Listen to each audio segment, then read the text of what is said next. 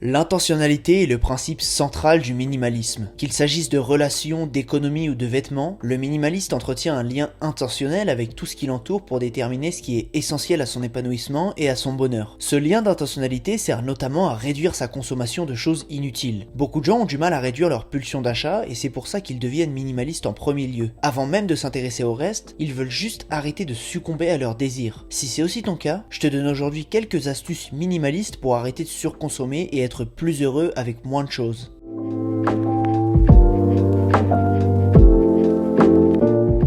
La première chose que je te conseille pour arrêter de surconsommer, c'est de commencer à axer tes achats sur des produits de qualité. Acheter de la qualité, c'est un avantage majeur du mode de vie minimaliste selon moi. Ça augmente considérablement mon confort de vie, donc mon bonheur sur le long terme. Qu'il s'agisse de vêtements, d'outils de travail ou encore d'objets du quotidien, je me renseigne toujours pour savoir quel est l'objet qui correspondra à la fois à mon usage, tout en étant de la meilleure qualité possible. Mais en général, qui dit meilleure qualité dit matériel plus cher. Et c'est ça qui t'empêchera de consommer tout et n'importe quoi. Si tu fixes tes attentes assez haute, il y a fort à parier que tu ne veuilles plus acheter dès que tu as une pulsion. Tu seras en quelque sorte limité par tes finances. Attention, je te conseille pas d'acheter toujours ce qu'il y a de plus cher. Il y a plein de situations où une chose chère n'est pas forcément ce qu'il y a de mieux. Mais en général, le prix d'un objet ou d'un service est corrélé avec son niveau de qualité. En plus de l'argument du prix, tu mettras plus de temps à trouver l'objet parfait qui convient à tes besoins. Quand on surconsomme, on agit toujours sur un coup de tête. Nos achats sont émotionnels et sont souvent dépourvus de toute rationalité. La plupart du temps, on finit donc par regretter d'avoir eu une pulsion d'achat. Mais la qualité, c'est quelque chose qui se recherche. La qualité ne se trouve pas en 2 clics sur Amazon. Vouloir acheter de la qualité, ça te fera prendre des décisions moins impulsives. Pendant ta recherche, tu auras le temps de te questionner sur l'utilité de tel ou tel objet dans ta vie. Tu finiras donc par ne pas acheter certaines choses. Acheter de la qualité, c'est la représentation parfaite de la phrase moins mais mieux. Les avantages d'une telle consommation sont nombreux, donc je te conseille vraiment de commencer à le faire. Tu peux commencer par un domaine qui te tient à cœur et dans lequel investir de l'argent ne te dérange pas du tout, et peu à peu tu peux étendre ce mode de consommation à ta vie entière. Malheureusement, nous passons de plus en plus de temps scotchés à nos téléphones. Pour de nombreuses personnes, être sur son téléphone est la première action de la journée, mais aussi la dernière. Ce petit écran de poche est devenu une vraie extension de notre main depuis plusieurs années. Et ça, le monde de la publicité l'a bien compris et s'en sert à son avantage. En 2021, nos téléphones sont le nouveau terrain de jeu des annonceurs publicitaires. Plus aucune application n'échappe à la pub, et c'est en récoltant tes données et en les revendant à des entreprises que la plupart subsistent. Comme dirait l'autre, si c'est gratuit, c'est que c'est toi le produit. Donc au-delà du divertissement que te procurent tes applications favorites, leur rôle est de plus en plus celui d'un panneau publicitaire qui te suit partout. Ajoute à ça que les publicités sont de mieux en mieux ciblées en fonction de tes désirs, le téléphone représente une vraie tentation au quotidien. Et ça, où que tu sois et à n'importe quelle heure de la journée. Mon second conseil, c'est donc de moins aller sur ton téléphone pour arrêter de surconsommer. Quand tu défiles les photos sur Instagram et que tu tombes sur une pub qui te vend un énième produit magique qui va soi-disant changer ta vie, l'achat n'est qu'à quelques clics. C'est limite beaucoup plus facile qu'être dans un magasin car il ne te restera plus qu'à attendre patiemment chez toi pour recevoir cet objet qui t'encombrera encore plus que tu ne l'étais déjà. Donc il va s'agir de faire un travail sur soi-même pour se détacher des écrans et aller vers le minimalisme digital. Grâce aux bonnes méthodes, il est tout à fait possible d'instaurer des habitudes saines et moins aller sur son téléphone. Je t'ai fait une petite vidéo d'introduction au minimalisme digital la semaine dernière, donc si ça t'intéresse, je te la mets en recommandation.